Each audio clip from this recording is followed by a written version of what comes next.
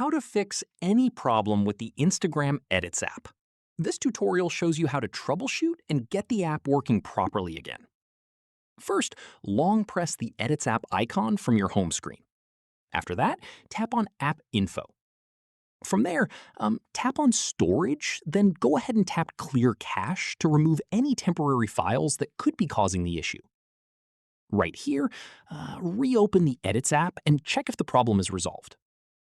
Next up, if it's still not working, go back to App Info, tap on Storage, and this time tap Clear Data.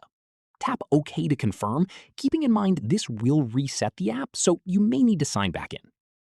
Moving on, open the Play Store.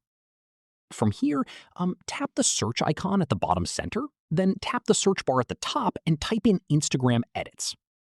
After that, tap on the app from the results. If you see an update button, go ahead and tap it to make sure you're running the latest version.